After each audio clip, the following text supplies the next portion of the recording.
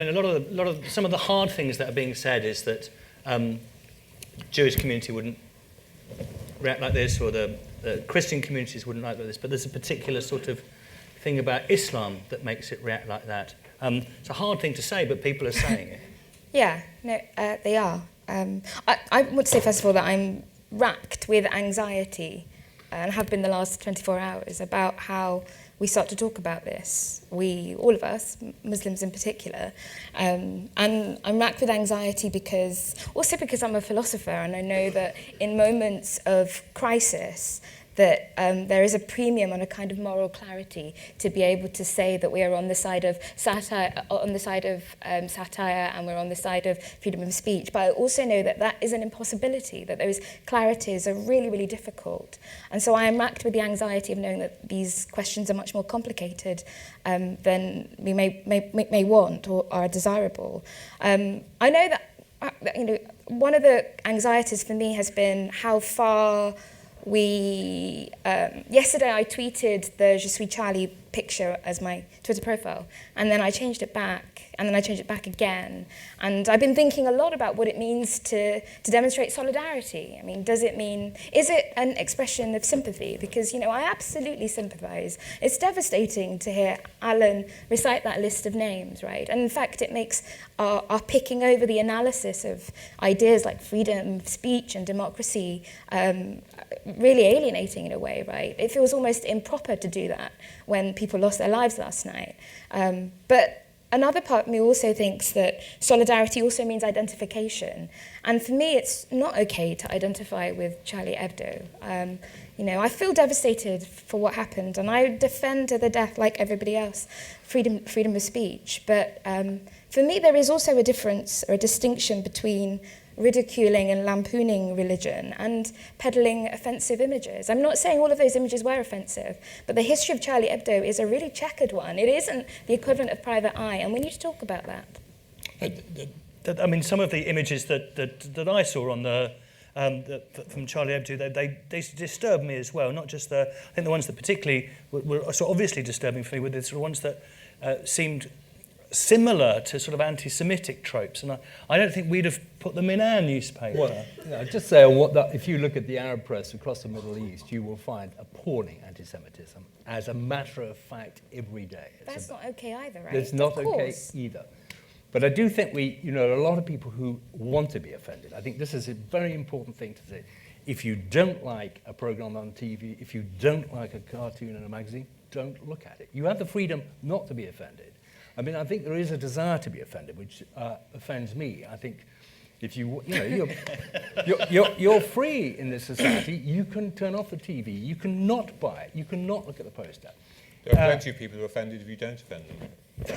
That's most of Twitter, in my experience. The thing about offence is that for the last 15 years, at least, people have been using taking offence as an offensive weapon, and it's a very, very clever trope because it means that you. But there are things. Let me just finish. This is quite important, because if anybody says what you have said is offensive, it means that you've actually transgressed the rules of intercourse, as it were. So it means they've won the argument. You've got to shut up. The Guardian published a letter after I did a cartoon of Radovan Karadzic being dragged off to The Hague, and the figure of justice looking over her shoulder at the sole of her shoe, as she trod in some dog shit, spelt out the word Iraq, which I thought made a reasonable point. And The Guardian, bless it, published a letter with somebody saying, Martin Rowson's cartoon was offensive, yours sincerely. Almost as if they justified themselves by saying, I am offended, that's fine, now you've got to be quiet.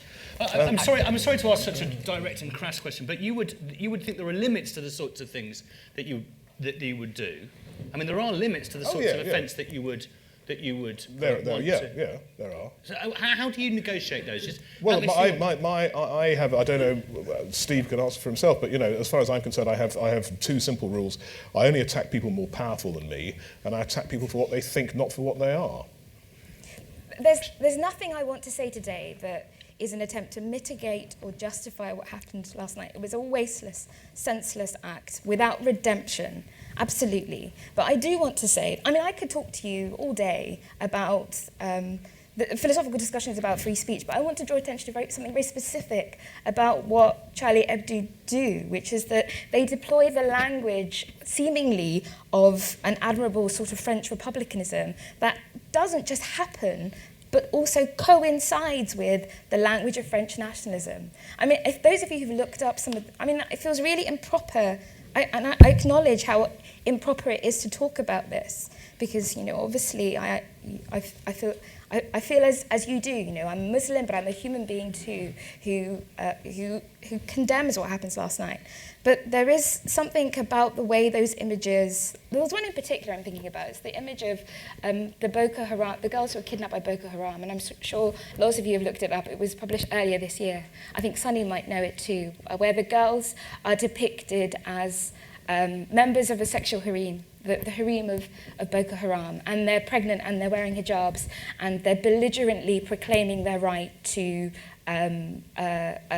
benefits, right, to French benefits. I don't think The Guardian would have published that. I do think that's racist. I wouldn't have drawn it. But there is a difference. There's all the difference in the world between finding something offensive. Some mornings I get up, I find everything offensive. Between finding something offensive, condemning it in the most robust terms, using the most strident language you want, and then saying either then that's okay to kill people for it, or two, as Henry just slipped out, and no one... She's not saying that. Absolutely. I know you're not saying that, of course. but that is what the people who murdered those journalists in France were saying. Or, as Henry just slipped out, we must maintain the distinction between blasphemy and satire. And no one, I was watching the audience, no one even winced. We don't actually have a blasphemy law in Britain. It was abolished in 2008. Instead, we are having a blasphemy law that you have never voted for, that no parliament has passed, that has no right of appeal, no judge sitting over it, and the sentence for it is death.